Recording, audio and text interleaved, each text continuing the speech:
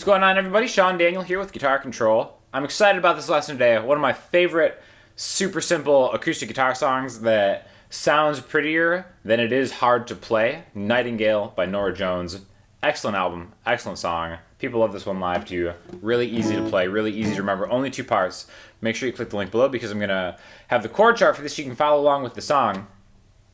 It's really an exceptionally simple song that is really like only 3 chords, okay? And a great introduction into adding melody to a chord. It's going to sound a little bit like this.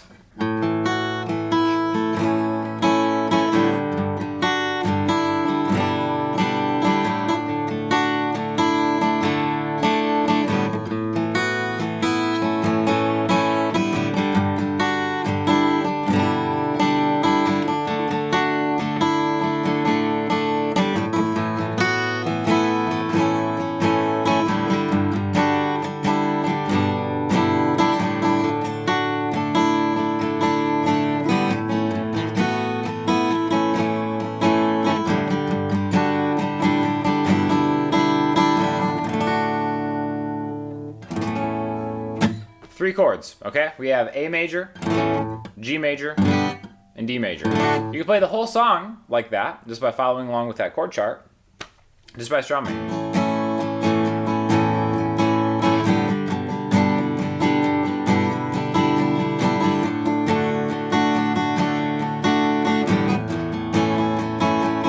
So the chord progression for that would be A major, open A, 2D, 2G, 2B, open E, optionally on the high E string. Play it however you want. You can play it with these 3 fingers, these 3 fingers. You can bar it.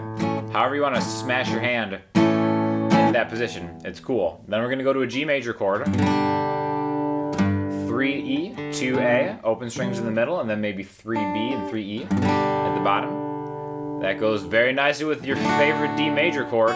2E, 3B, 2G, open D, and back to A. So we have A, G, D, A. Most of the song is this progression, okay? Just these 4 chords. Now it starts and ends with an A. So the thing to remember, and a lot of my students who maybe are just starting out, when they play that last A, that 4th chord in the progression, A, G, D, A, they'll go to the next chord. No, you have to start over again on A. A, G, D, A, G, D, A, okay? What makes this song really special is being able to add the melody on top of the chord. So instead of like, it's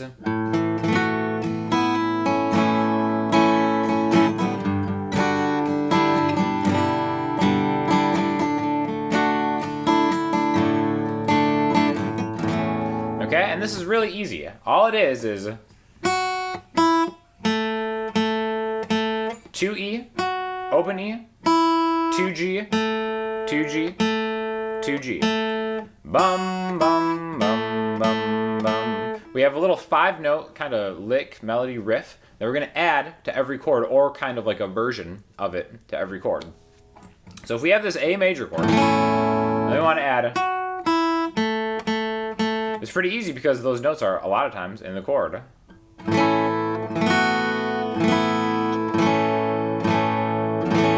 Okay, so you'll notice that I just kind of manipulated this A major chord by putting my pinky down to grab that first note of the melody. Bum, bum, then getting off of it to get that E string.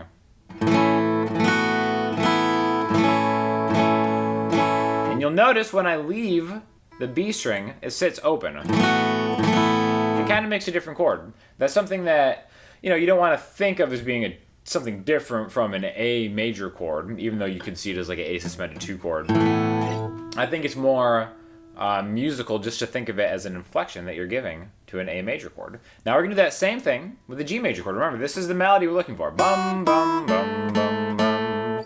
We'll do it over a G chord. Okay?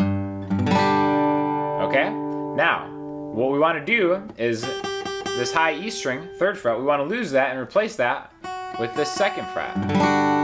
Okay? Now this makes a different chord. Like I said, this is a G major 7 chord. But we're thinking of it as a melody on top of just a regular G major chord. Alright? Best way to do that, in my opinion, is take this regular shape. Don't have your pinky on it. Your ring is on the 3rd fret of the B string. And then have your pointer finger take a journey, just like the Nightingale's journey, from different flowering plants to the high E string 2nd fret.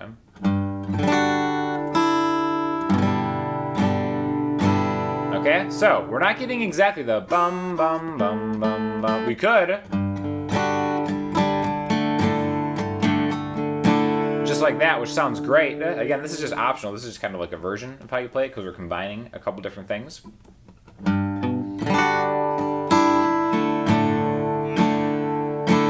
Versus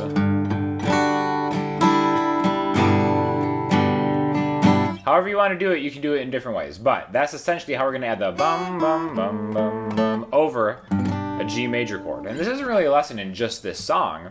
It's really how you can add melody to any different chord or any kind of different thing that you're practicing. So then the third chord in that progression is D. Super easy to do this one because we're already on the melody.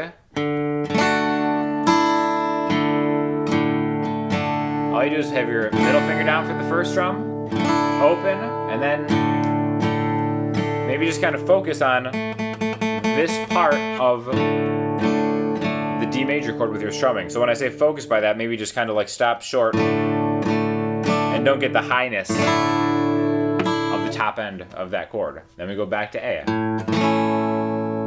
Okay, so all together, really slow.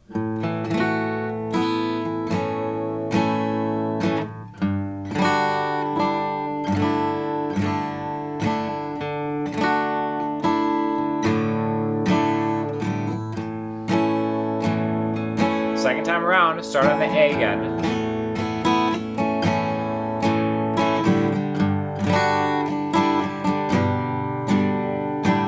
D.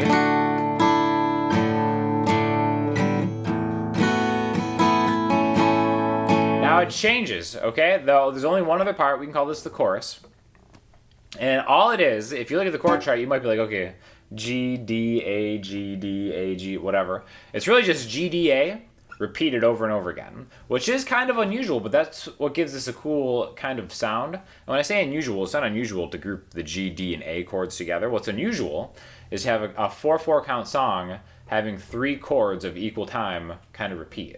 So what I mean by that is like 1, 2, 3, 4, 1, 2, 3, 4, 1, 2, 3, 4, 1, 2, 3, 4, 1, 2, 3, 4, 1, 2, 3, 4. It almost seems like there should be a 4th chord to kind of go along with this, but we're going to play these, we're going to think of these as a 3 chord progression, everybody getting an equal amount of time. Okay, so the other part of the song is just a G. We can still add the melody to it. D. A. Start again. G.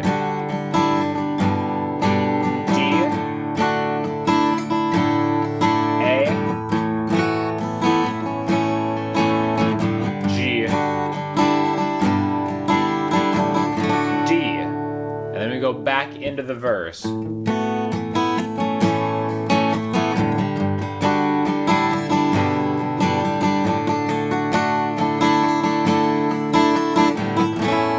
again, that chorus part, it's not super unusual to have like, 1, 2, 3, 4, 5, 6, 7, 8, because it ends up being an even number of bars. But I think a better way to remember how that goes is just thinking of GDA repeating a couple times, and then starting again GD, and ending on that GD, and then bringing you back home, okay? It's just kind of like a shortcut to remembering that has helped me out when I think about playing this one live. So again, really, really an excellent song. A great, great lesson in maybe adding simple chords on top of, simple melodies on top of a chord. And make sure you click that link to get the chords because, again, just beautiful song from a great singer-songwriter. So hopefully you like that. Let us know if you have any questions or comments in the comment section below, and we'll talk to you all soon. Thanks a lot.